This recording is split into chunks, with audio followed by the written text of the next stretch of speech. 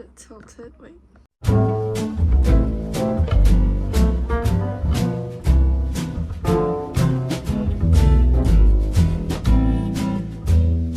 Hi, welcome to Not to Solve the podcast.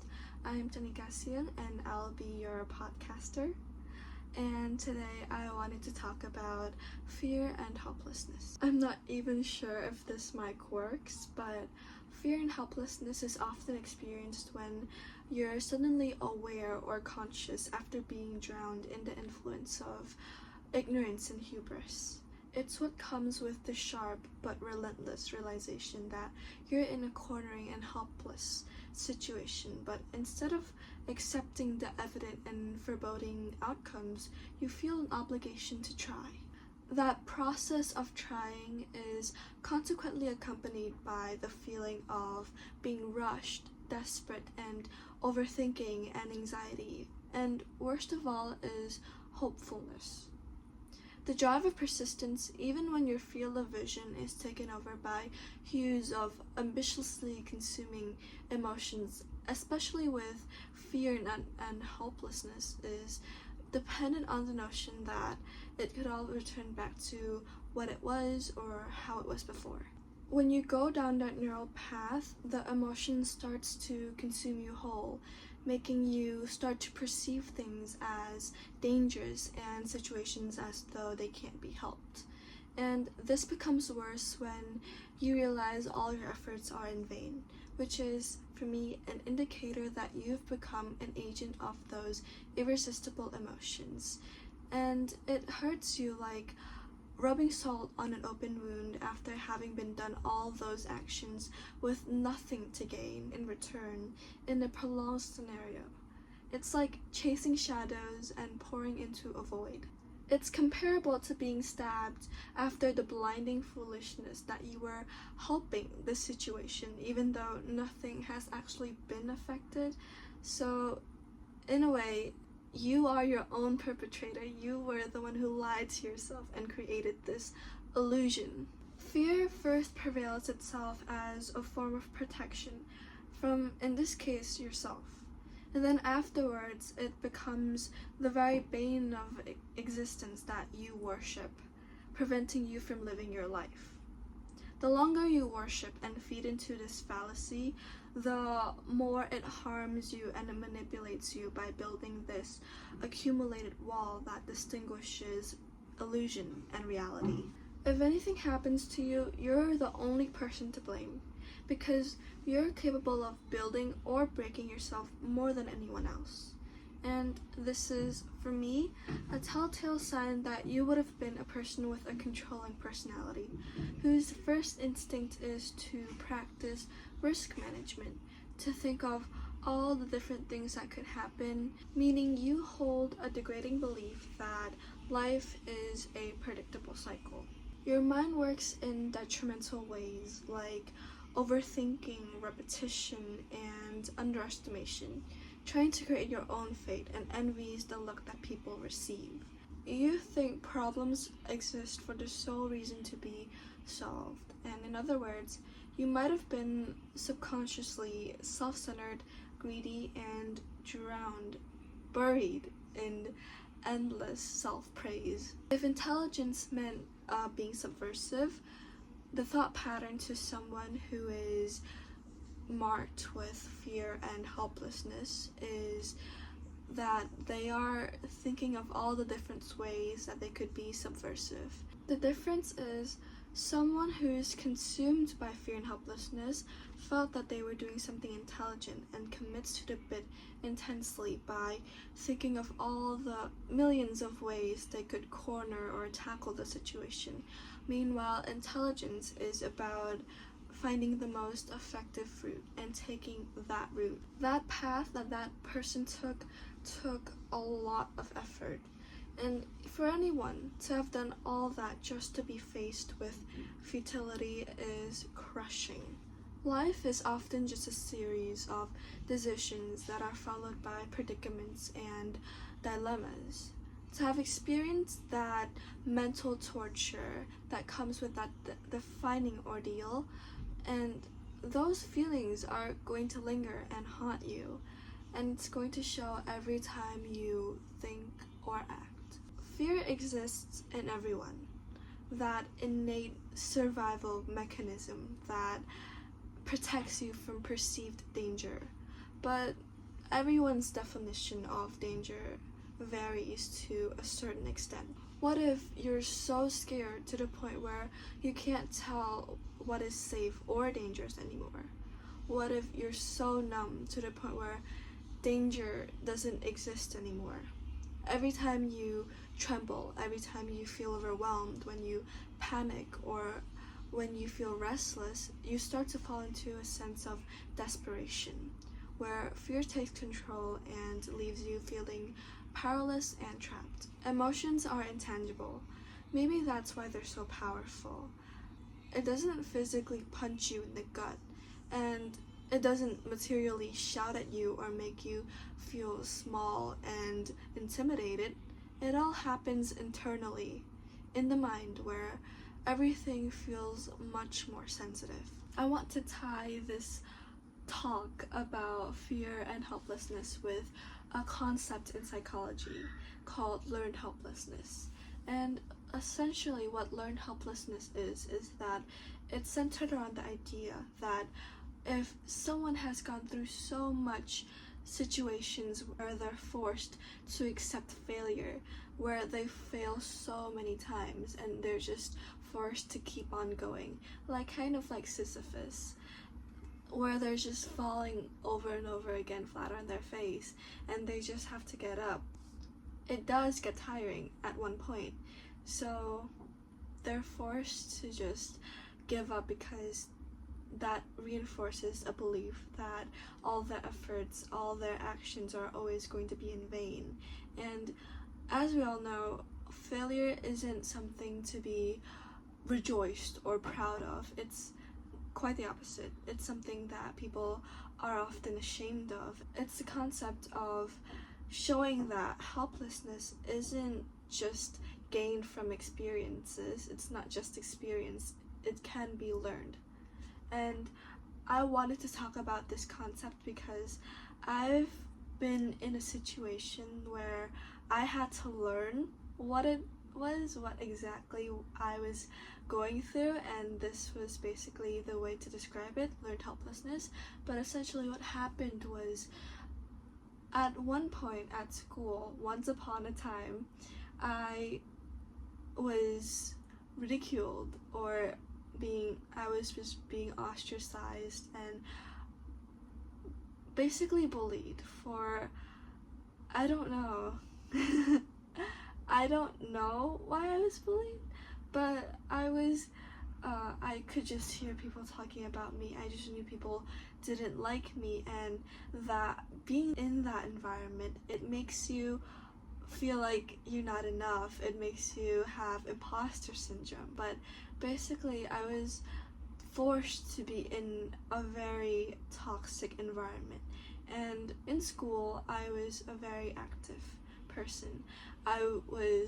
You could call me a goody two-shoes or a nerd. I think that would be the best way to describe it, even though it's not what I would like. But basically, in class, I would always answer the teacher's questions. I would always do the assignments. I would always participate and even sometimes take leadership roles in teamwork.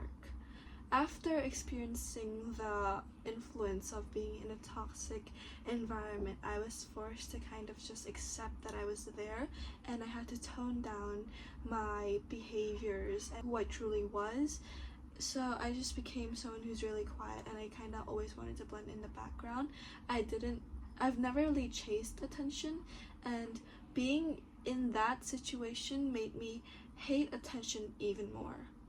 That environment always consisted of hearing murmurs, looking back, and just seeing people give me a really judgmental glance.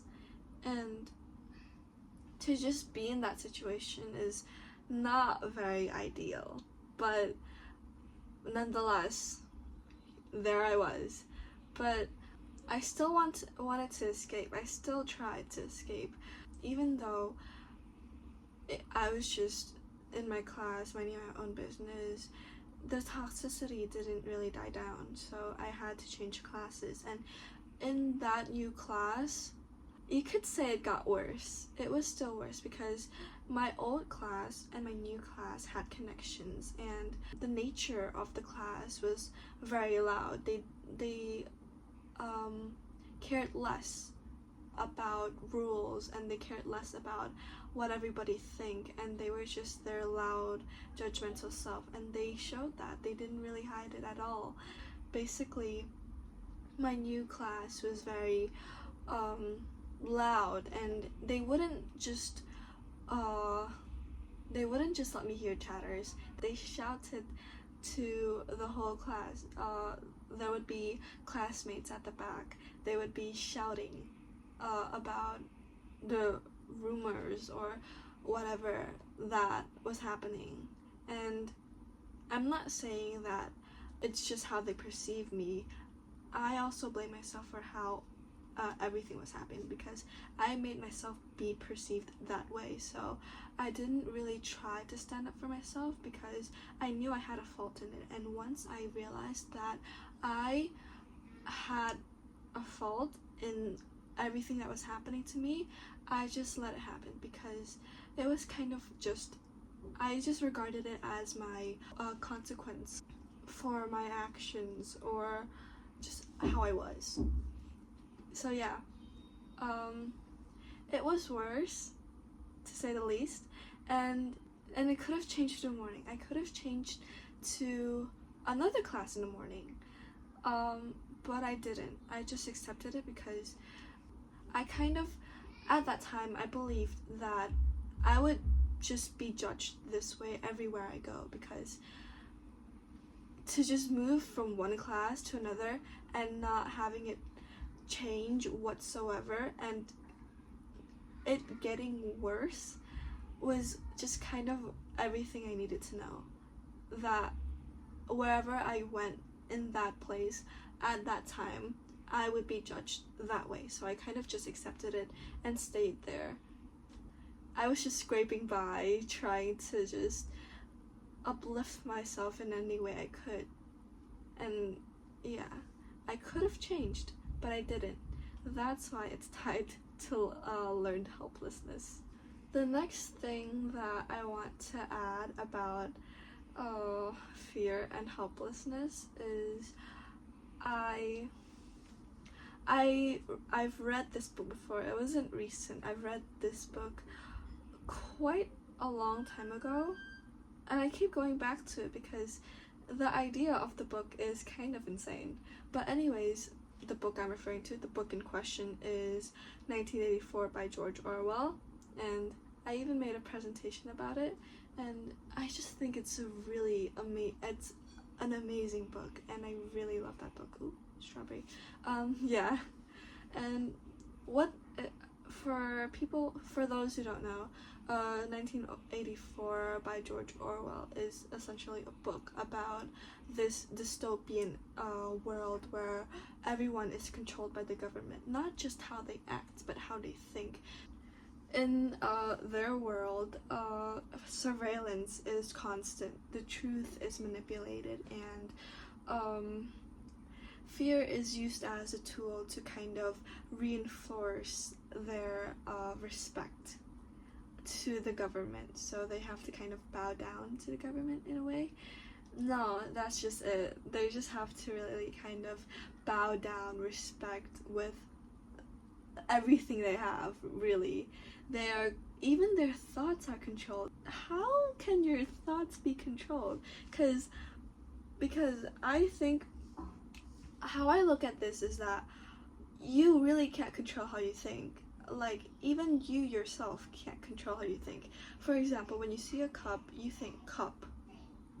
How are you supposed to control that? Basically, 1984 is a novel about a totalitarian society where everything is controlled by the government, and down to the tiniest bit, down to the even the smallest rights are restricted from people. And this is tied to fear and helplessness, because the government is showing, the government is kind of a symbol of how fear can turn into helplessness, because the main character, Winston Smith, he wasn't always helpless. He started with questions. He questions things. He wants the truth. He even tried to resist in small ways, but the government is such a overwhelming opposition that you can't really try to challenge it or anything. It's an overwhelming thing when the whole society is affected. It's just a very oppressed world. The most notable part of the story for me isn't how he tried to resist, it's what happens to him after he resisted. As it has been highlighted, the government is such an overwhelming opposition. So after going against the government, he falls in love in a forbidden relationship. He starts thinking independently. He writes in a secret diary, and he tries to join the resistance, the brotherhood. And the government obviously finds out, and he later gets punished in a very gruesome way. He gets tortured, and to the point where the effects aren't even physical anymore. The effects aren't even just physical. Of course, there's physical impacts, but it's mainly down to the internal mind. He starts becoming broken, and he later ends up becoming a very broken character. He's just very broken. He's not himself anymore. He just bows down to the government. He's not like before. He's just very lost. And yeah, that's basically what happened to him. Imagine living in Oceania. Like, of course, fear is going to be present, but it's going to build every single day. And the party basically doesn't just punish the rebellion. It destroys the fact that the concept of rebellion even exists. People are being scared of saying the wrong things, and even a character like Winston Smith, who manages to scrape by and preserves his authentic self and not let the government psychologically ruin him yet. He manages to end up becoming this broken and lost dude. It's just crazy how this could be possibly the limit of fear and helplessness that anyone can enforce on someone. This enforcement of fear and helplessness towards not just one person, to a whole society on that large scale, it's not just another way to control people. It's the most terrible way to control anyone, let alone a whole society. Fear can control behavior, but when it's prolonged and inescapable, it becomes helplessness. And helplessness can reach a point where people stop questioning, stop resisting, and even lose their sense of self. I forgot to record an outro, so here's the outro. Thank you so much for watching, and I hope to see you again. Have a great day. Bye-bye.